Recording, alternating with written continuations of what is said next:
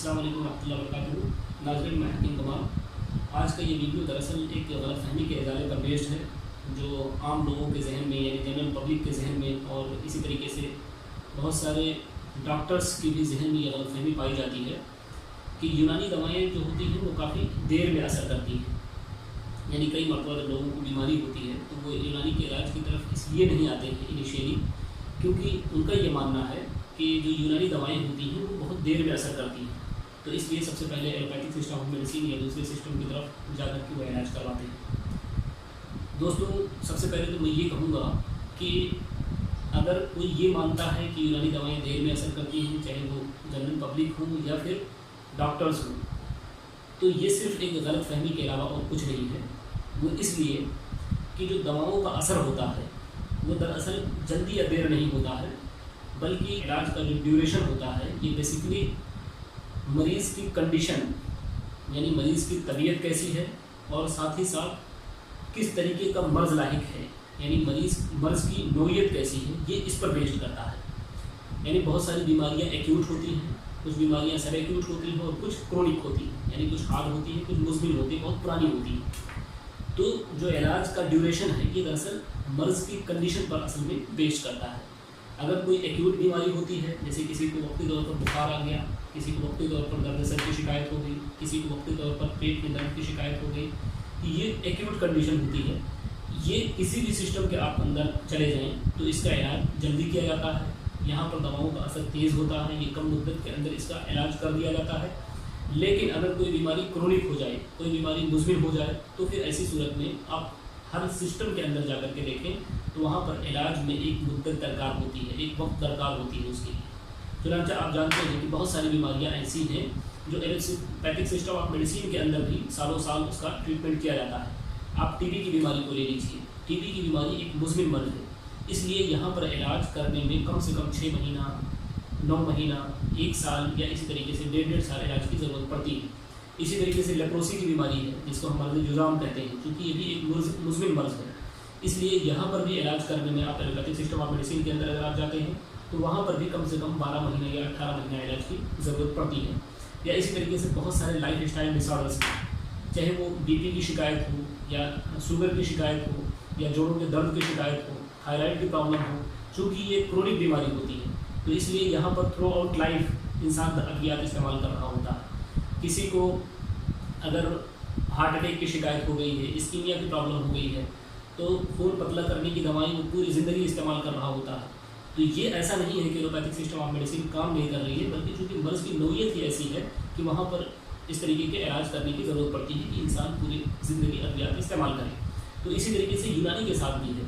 कि यूनानी के अंदर भी अगर आप इन अमराज का इलाज करते हैं तो यहाँ पर वक्त ज़्यादा लगता है, क्योंकि जो बीमारियाँ क्रोनिक होती हैं वहाँ पर इलाज के लिए वक्त ज़्यादा लगेगा, और इसी तरीके से जो बीमारियाँ एक्यूट होती हैं वहाँ पर इलाज के लिए वक्त कम लगता है। चुनांचे एक्यूट कंडीशन के अंदर अगर आप देखें, चाहे वो पेट दर्द की शिकायत हो, अगर आप यूनानी के अंदर भी आते हैं तो आपके पेट दर्द की शिकायत 1 से 2 खुराक के अंदर दूर हो सकती है।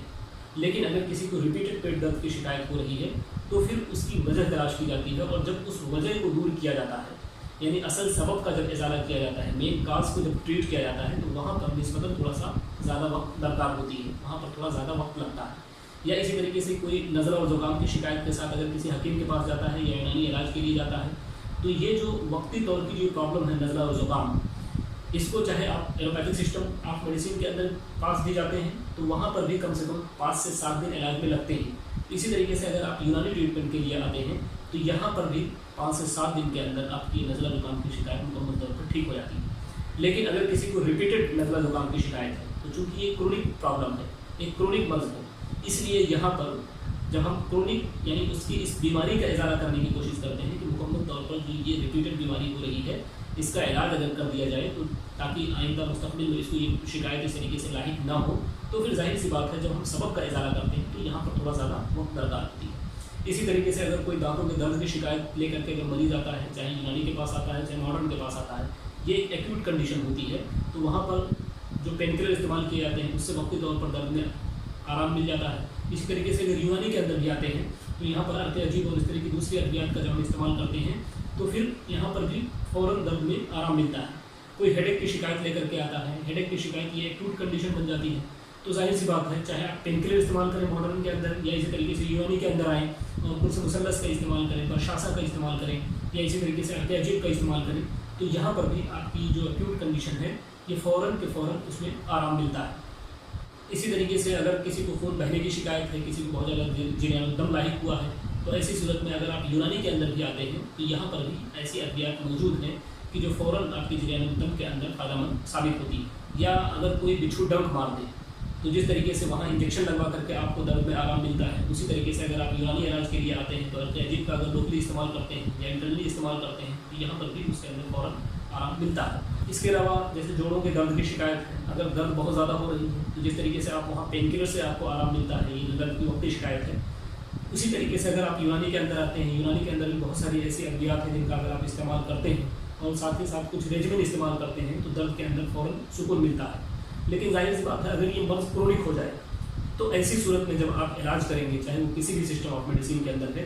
तो वहाँ पर इलाज करने में ज़्यादा वक्त लगेगा। जब आप मर्ज़ पे इजाला करने के लिए जाएंगे तो वहाँ ज़्यादा वक्त दरकार होगा। और दूसरी जो इम्पॉर्टेंट और अहम पॉइंट है कि चूँकि जो बीमारियों का इलाज होता है वो दरअसल दो तरीके से किया जाता है। एक तो सिम्प्टोमेटिक ट्रीटमेंट होता है, यानी जिसमें हम अलामात का इलाज करते हैं, और दूसरा जो होता है वो क्यूरेटिव ट्रीटमेंट होता है, यानी जिसमें असल बीमारी को दूर करने की कोशिश की जाती है। सिम्प्टोमेटिक ट्रीटमेंट के लिए इलाज जल्दी हो जाता है, यानी जैसे कोई दर्द की शिकायत लेकर के आया, जैसे मैंने कहा, तो उसका दर्द फ़ौरन ख़त्म किया जा सकता है दोनों सिस्टम ऑफ मेडिसिन के अंदर। या इसी तरीके से कोई दूसरी प्रॉब्लम लेकर के आता है तो वक्ती तौर पर जो सिम्प्टोमेटिक ट्रीटमेंट किया जाता है ये आसानी के साथ और जल्दी हो जाता है। लेकिन जब हम उसकी क्योर की बात करते हैं, उसके मुकम्मल इलाज इजाले की बात करते हैं, तो जाहिर सी बात है यहाँ पर इलाज में वक्त दरकार होता है हर एक सिस्टम ऑफ मेडिसिन के अंदर। तो यूनानी के अंदर आम तौर पर चूँकि जो इलाज का तरीका होता है वो क्यूरेटिव की बात ज़्यादा की जाती है, यानी यूनानी के अंदर न सिर्फ सिम्प्टोमेटिक ट्रीटमेंट की तरफ ध्यान दिया जाता है बल्कि उससे कहीं ज़्यादा क्यूरेटिव ट्रीटमेंट को नज़र में रखा जाता है। यानी जब कोई हकीम के पास कोई मरीज़ आता है तो ऐसी सूरत में सबसे पहले ये कोशिश की जाती है कि इसको मुकम्मल तौर पर इलाज किस तरीके से प्रोवाइड किया जाए। तो इसलिए क्यूरेटिव इलाज में जैसा कि थोड़ा सा वक्त ज़्यादा लगता है, इसलिए यहाँ पर भी थोड़ा इलाज में वक्त ज़्यादा लगता है। और तीसरे जो बहुत इंपॉर्टेंट और अहम चीज़ है वो ये है कि आम तौर पर जब लोग यूनानी इलाज के लिए आते हैं तो काफ़ी देर हो चुकी होती है। यानी यूनानी इलाज के लिए उसी वक्त लोग आते हैं जब मर्ज़ मुज़मिन सूरत अख्तियार कर ले, जब मर्ज़ क्रोनिक हो जाए। यानी यूनानी को लोगों ने एक क्रोनिक इलाज का सिस्टम समझ रखा है कि यहाँ पर सिर्फ क्रोनिक बीमारियाँ इलाज की जाती हैं, हालांकि ऐसा नहीं है। तो चूँकि जब मरीज़ उस वक्त आते हैं जब मर्ज़ मुस्तहकम हो चुकी होती है, या इसी तरीके से मर्ज़ क्रोनिक हो चुकी होती है, या अगर मैं ये कहूँ तो गलत नहीं होगा कि जब लोग हर तरफ से थक हार जाते हैं, साल हो साल, 15 साल, 20 साल, 30 साल और इस तरीके से उससे ज़्यादा जब दवाएं इस्तेमाल कर चुके होते हैं, और जब वहाँ पर उनको किसी तरीके का कोई इलाज मुकम्मल नहीं मिल पाता है, तो फिर एक ऑप्शन के तौर पर लोग यूनानी को ऑप्ट करते हैं। तो जाहिर सी बात है जब यहाँ इस कंडीशन के अंदर अगर आप इलाज के लिए आते हैं तो यहाँ पर इसका इजाला बहुत तेज़ी के साथ नहीं किया जा सकता, क्योंकि मर्ज़ जितना ज़्यादा क्रोनिक होता जाता है उसका इलाज उतना ही ज़्यादा मुश्किल होता जाता है, उसके इलाज का दौरानिया उतना ही ज़्यादा बढ़ता जाता है। हालांकि अगर यही मरीज़ जोड़ों के दर्द के अगर यही मरीज़ इब्तदाई तौर पर अगर यूनानी का रुख करें, यूनानी हकीम के पास जाएँ और मर्ज़ की नौयत को देखते हुए अगर यूनानी हकीम उसका इलाज करे तो ये बहुत जल्दी ये मर्ज़ ज़ाहिर हो जाता है। इसी तरीके से अगर सर दर्द का मरीज़ है, अगर वो इनिशियल स्टेज के अंदर यूनानी इलाज के लिए आता है और शुरू में ही अगर उसके सबब का इजाला कर दिया जाता है तो इसका इलाज बहुत जल्दी हो जाता है। लेकिन चूँकि मरीज़ काफ़ी लेट हो चुके होते हैं, काफ़ी देर कर चुके होते हैं, तो जाहिर सी बात है और ऐसी सूरत में यहाँ पर इलाज बहुत तेज़ी के साथ नहीं किया जा सकता। तो अब लोगों के जहनों में यह गलतफहमी पैदा होने लगी कि यूनानी के अंदर इलाज लेट होता है। हालांकि वो नहीं समझ पाते हैं कि यूनानी के अंदर वो उस वक्त आते हैं कि जब उनकी बीमारी मुज़मिन हो चुकी होती है, मुस्तहकम हो चुकी होती है, और यहाँ पर जाहिर सी बात है किसी भी सिस्टम के अंदर चले जाएं तो वो इलाज जल्दी होने वाला नहीं होता है। तो ऐसी सूरत में यूनानी को ब्लेम करना या यूनानी अद्वियात को ब्लेम करना ये किसी भी तरीके से मुनासिब और दुरुस्त नहीं है। तो इसलिए आपको यहाँ पर ये समझने की ज़रूरत है कि दरअसल जो इलाज का ड्यूरेशन होता है या इलाज की जो मुद्दत होती है वो मरीज़ की कंडीशन, मर्ज़ की कंडीशन पर बेस्ड करती है। इसी तरीके से जो अप्रोच होता है ट्रीटमेंट का ये इस पर भी बेस्ड करता है, यानी आप सिम्प्टोमेटिक ट्रीटमेंट करना चाहते हैं या क्यूरेटिव ट्रीटमेंट करना चाहते हैं। या इसी तरीके से जो मरीज़ आते हैं यूनानी के अंदर वो लेट आते हैं, इसलिए यहाँ पर इलाज की थोड़ा ज़्यादा ज़रूरत पड़ती है या लंबे मुद्दत तक इलाज करने की ज़रूरत पड़ती है। तो दोस्तों ये कुछ मुख्तसर सी चीज़ें थी जो यूनानी के ताल्लुक़ से लोगों को गलतफहमियाँ थी, तो मैंने कोशिश किया कि उसको इजाला कर सकूँ। उम्मीद कि आपके लिए फ़ायदेमंद साबित होगा। इसी तरीके से अगर आपको किसी भी तरीके का इस ताल्लुक़ से डाउट है तो आप हमसे ज़रूर सवाल कर सकते हैं, पूछ सकते हैं, कमेंट बॉक्स में जाकर के कमेंट कर सकते हैं। इंशाअल्लाह उसका रिप्लाई ज़रूर किया जाएगा। शुक्रिया, जज़ाकल्लाह खैर। अस्सलामु अलैकुम व रहमतुल्लाहि व बरकातहू।